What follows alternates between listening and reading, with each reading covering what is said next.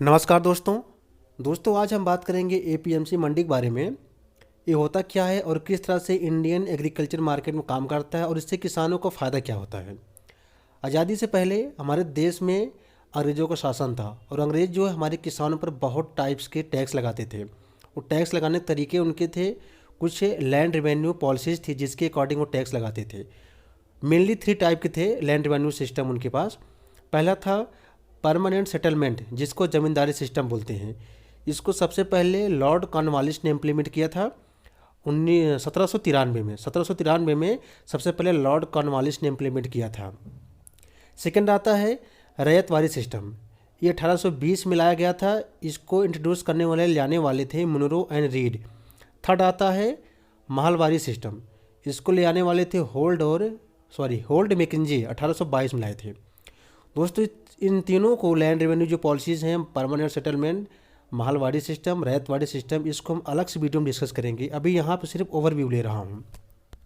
इसके बाद देश हमारा आज़ाद होता है, अंग्रेज यहाँ चले जाते हैं। उसके बाद फिर नेहरू जी की सरकार आती। नेहरू जी ज़मींदारी सिस्टम को ख़त्म कर दिए, लेकिन उसके बाद फिर भी कहीं कहीं ज़मींदारी जो सिस्टम थी वो भी प्रेवलेंट रही और उसकी वजह से किसानों का बहुत ज़्यादा शोषण होता था। किसान जो अपना उत्पादन करते थे वो डायरेक्ट मंडी में नहीं ले जा सकते थे, क्योंकि वहाँ मंडी कोई ऐसा प्लेस नहीं था, न तो कोई रूल था। वो लोकल जो बनिया होते हैं, जो मनी लैंडर होते हैं, उनको अपनी फसल दे देते थे या उनसे कुछ पैसा लेते थे। और जब फसल उनकी होती थी तो उस टाइम जो मनी लैंडर हैं आकर उनकी जो फसल थी फोर्सफुली, मतलब कि ज़बरदस्ती ले लेते थे और कभी कभार तो पैसे भी नहीं देते थे, वैसे ही ज़बरदस्ती लेके चले जाते थे। इस चीज़ को देखते हुए स्टेट गवर्नमेंट ने एपीएमसी लॉ लाया। और एपीएमसी लॉ जब लाया तो इसमें ये प्रोविज़न था कि सबसे पहले जो फसल होती है किसानों का, वो सबसे पहले एपीएमसी मंडी में ले जाकर ही बेच सकते हैं। चाहे एपीएमसी मंडी में जो मनी लेंडर हैं और जो लोकल ट्रेडर होते हैं, लोकल बनिया होते हैं, वो जाकर एपीएमसी मंडी में बैठकर उन फसल खरीद लें।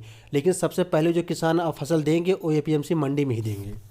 लेकिन कुछ प्रॉब्लम इसमें भी थी, कुछ परेशानियाँ एपीएमसी मंडी में थी, क्योंकि उस टाइम कांग्रेस सरकार थी, फिर बाद में बीजेपी की सरकार आई। सरकार जो थी वहाँ पर अपने जो बोर्ड ऑफ डायरेक्टर होते हैं वहाँ पर मंडी में और जो लोकल ट्रेडर होते हैं, उन्होंने अपने मन से ले जाकर वहाँ बना देते थे बोर्ड ऑफ डायरेक्टर में, उनको प्लेस दे देते थे, उनको वहाँ रखते थे। इससे क्या है कि पोलिटाइजेशन, वहाँ पॉलिटिक्स शुरू हो जाती थी। और कुछ वहाँ पर जो लोकल ट्रेडर हैं, व्यापारी हैं, अपना एक दाम फिक्स कर लेते थे कि हम इसी रेट पर जो फसल होगी किसानों को उसको लेंगे। इसको हम कार्टेलाइजेशन बोलते हैं। और किसान जब फसल अपनी एपीएमसी मंडी में ले जाते थे, वहाँ पर उनको कुछ फीस देनी पड़ती थी। जो फीस का यूटिलाइजेशन भी सही तरीके से नहीं होता था। वहाँ का जो इंफ्रास्ट्रक्चर देखे तो बहुत ज़्यादा पुअर होता था। कोल्ड स्टोरेज भी सही नहीं था। वहाँ जो ट्रांसपोर्ट फैसिलिटी है, जो रोड है, वहाँ पर भी लाने के लिए जो किसान फसल लाते हैं अपने गाड़ियों से, उसकी सुविधा नहीं मिली।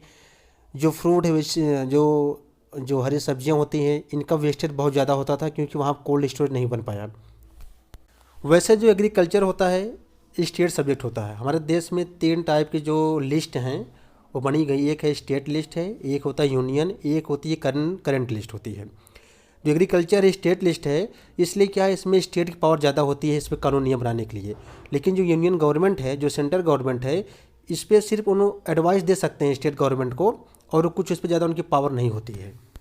इसलिए सेंट्रल गवर्नमेंट ने स्टेट गवर्नमेंट को एडवाइस दिया कि एक नया कानून लाओ एपीएमसी मंडी पर, जो इसमें प्रॉब्लम हो रही है उसको सॉल्व करो। तो उसके बाद आता है मॉडल एपीएमसी एक्ट 2003। अब देखेंगे इसमें क्या क्या प्रोविज़न थे। अभी जो एपीएमसी मंडी था उसमें सिर्फ जो पॉलिटिक्स लोग थे वही अपना बंदे वहाँ रखते थे, अपने आदमियों को वहाँ रखते थे, और जो कुछ ही ट्रेडर वहाँ जाते थे। लेकिन जो एपीएमसी मंडी जो सोल्यूशन इसका अलग आया स्टेप, मॉडल एपीएमसी एक्ट 2003, इसमें जो प्राइवेट एंटरप्रेन्योर थे उनको भी अलाउ कर दिया गया। जैसे कि अंबानी अडानी, इनको भी अलाउ कर दिया कि आप भी जाकर वहाँ अपना दुकान लगाकर अपना खरीद सकते हो किसानों को सामान। इसके अलावा वहाँ पर कुछ कंपनियाँ जैसे मैकडोनल्ड हो गए और पेप्सी कॉर्न, ये सभी कंपनियाँ भी अलाउ कर दी गई, आप जाकर वहाँ से फसल खरीद सकते हो।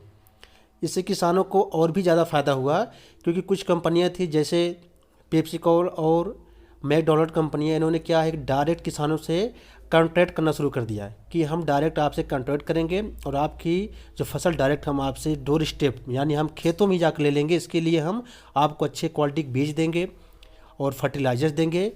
जैसे कि लेज कंपनी हो गई, लेज भी क्या इसी तरह से कॉन्ट्रैक्ट फार्मिंग करती है किसानों से और डायरेक्ट जाकर फसल उनसे परचेज कर लेती है और इससे किसानों को भी फ़ायदा होता है और कंपनी को फ़ायदा होता है। जो इसलिए कॉन्ट्रैक्ट फार्मिंग जो है ये भी एक इसके अंदर नया प्रोविज़न लाया गया मॉडल एपीएमसी एक्ट 2003 में। इसके बाद मोदी गवर्नमेंट ने कुछ और भी ज़्यादा इसमें सुधार लाया इस कानून में। उन्होंने क्या है एक model agriculture produce and live stock marketing APLM नया कानून लाया, एक्ट लाया 2017 में।